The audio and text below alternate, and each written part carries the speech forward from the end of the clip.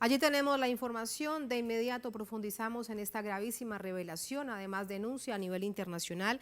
Para ello nos acompaña Eduardo del Castillo, ministro de Gobierno de Bolivia, nos acompaña desde La Paz. Ministro, muy buenas noches, bienvenido, ¿cómo está?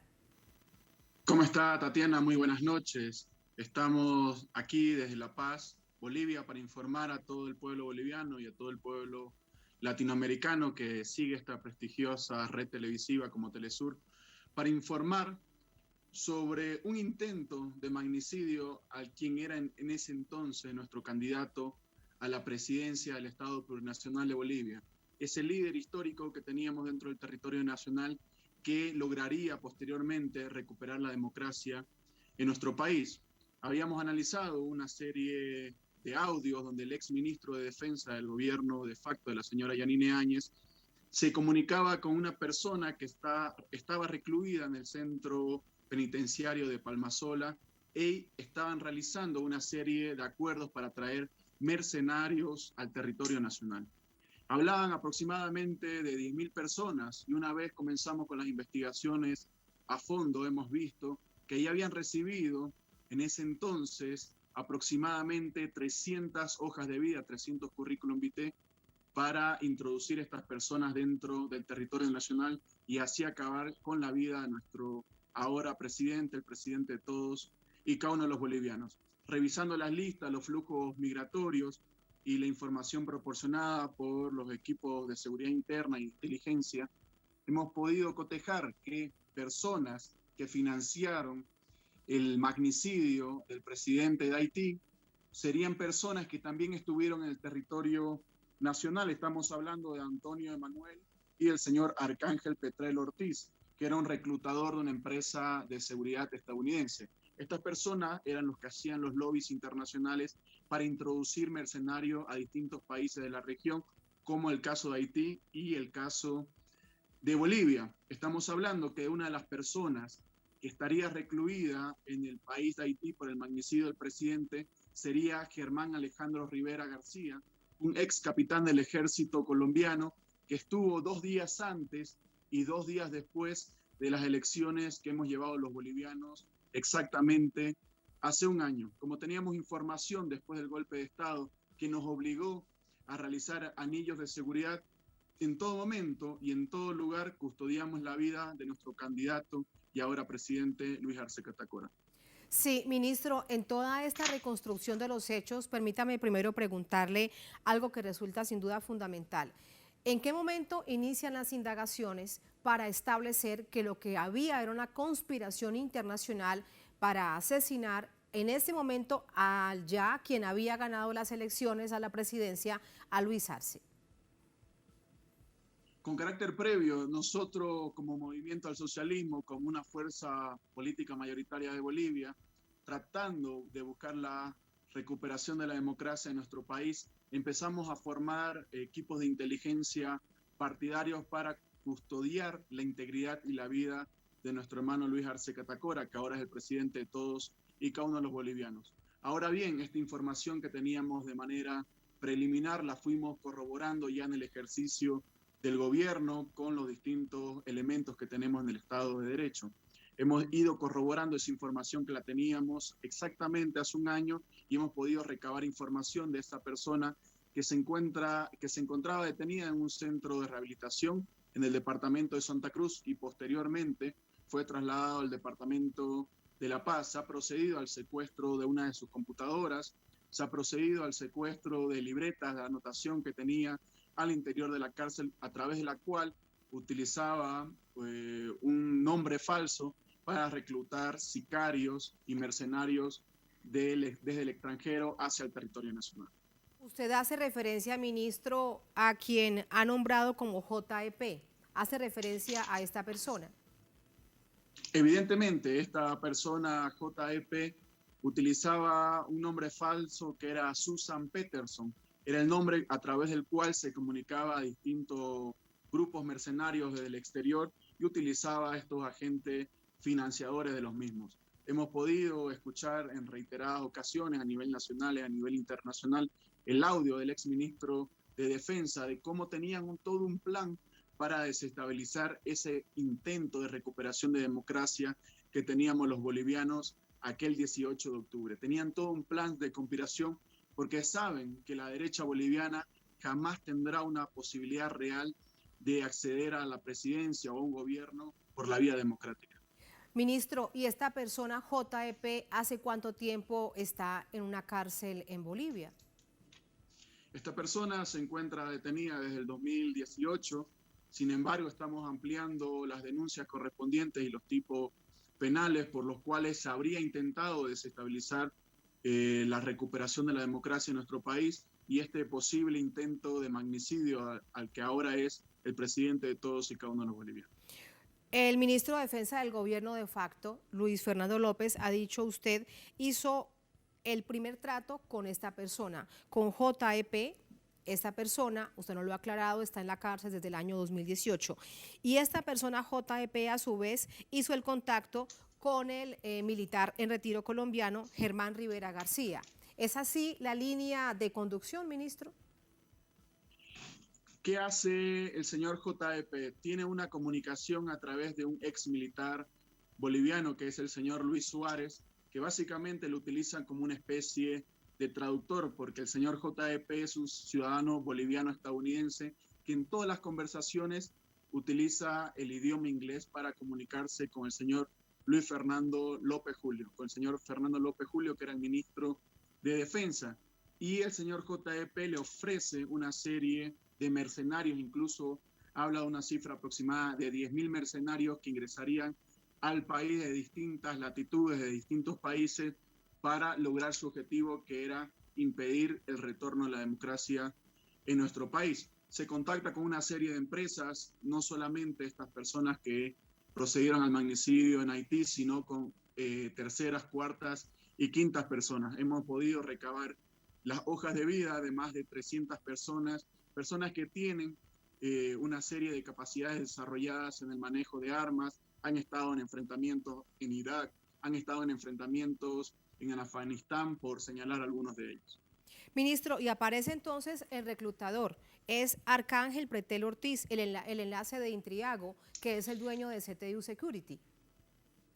Evidentemente son dos personas, dos financiadores de estos grupos de mercenarios a nivel internacional que operaban, que no solo operaron en Haití, sino que también estaban pretendiendo operar dentro del territorio nacional, dentro del territorio boliviano.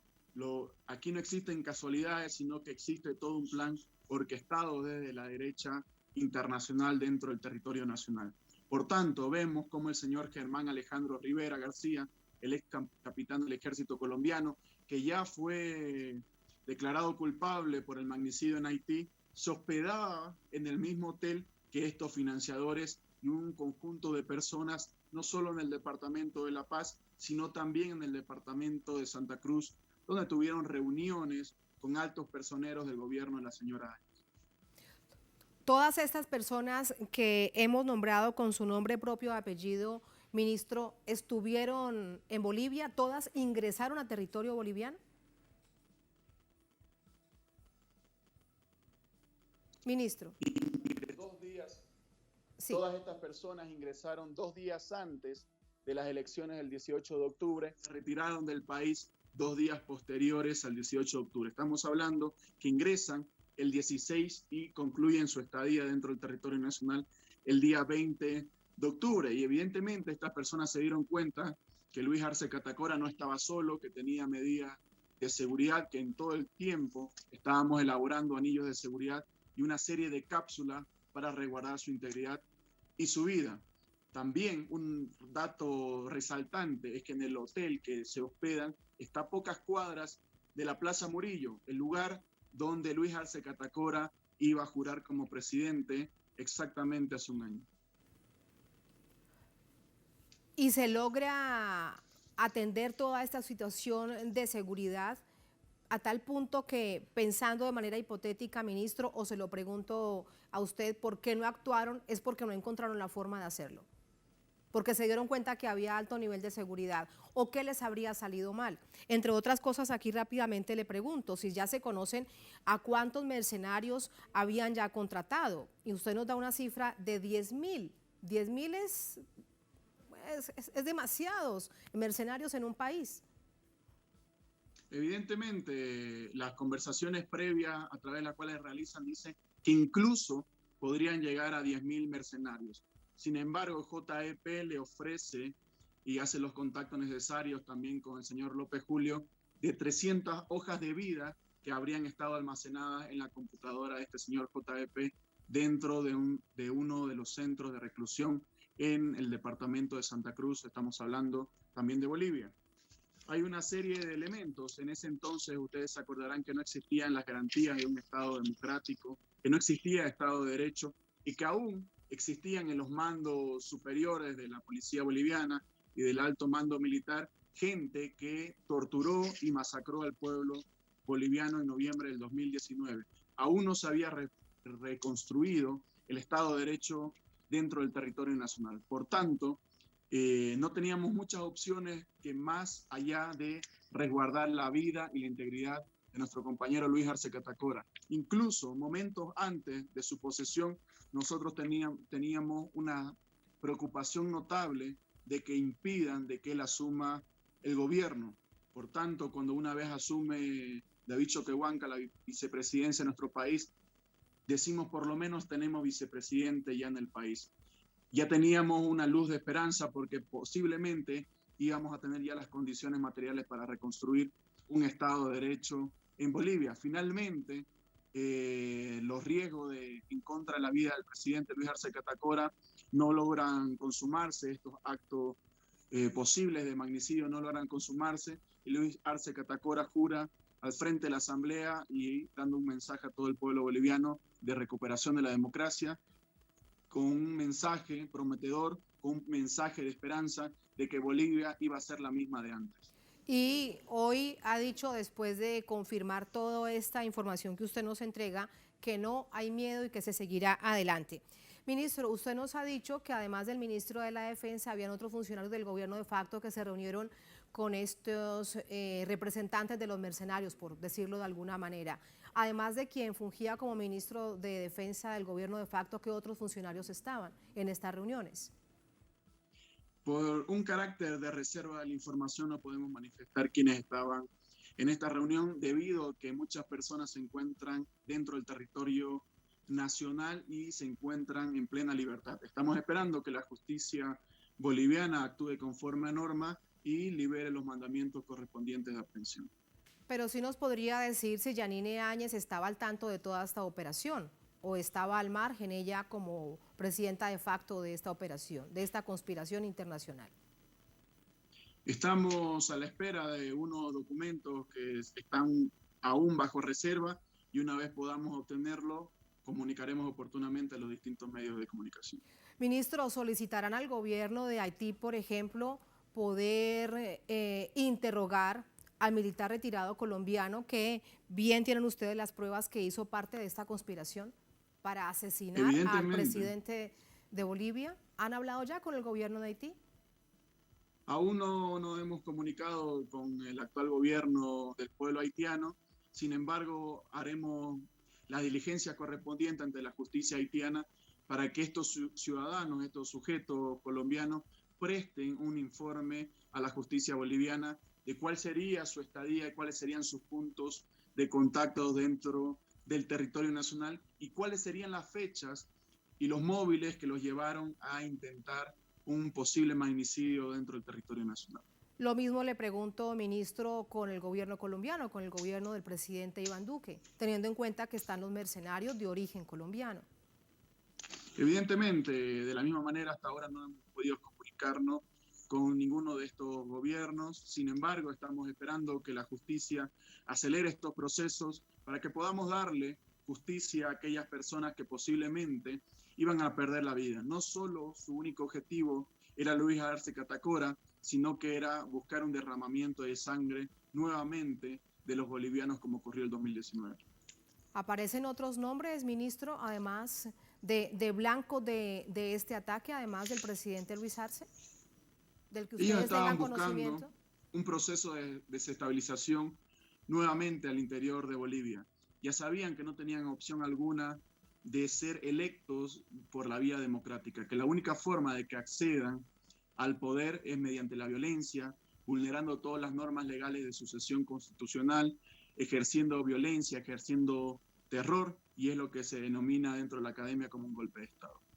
Hemos perdido la comunicación con nuestro invitado. Se trata de Eduardo del Castillo, ministro de Gobierno de Bolivia. Nos acompaña desde La Paz. Rápidamente vamos a restablecer la comunicación con el ministro Eduardo del Castillo. Nos quedan algunas preguntas muy importantes para esta alta autoridad del gobierno boliviano, quien además fue quien esta mañana entregó en rueda de prensa esta revelación, esta gravísima denuncia. A quien ven ustedes, por ejemplo, en pantalla, es el exfuncionario del gobierno de facto, quien fungía como ministro de Defensa, quien era la figura encargada de adelantar todo este proceso de conspiración en contra del entonces ya no solamente era candidato, sino presidente electo de Bolivia, Luis Arce. Lamentablemente no logramos la comunicación con nuestro invitado, el ministro de Gobierno de Bolivia, Eduardo del Castillo, a quien agradecemos por ese tiempo para Telesur.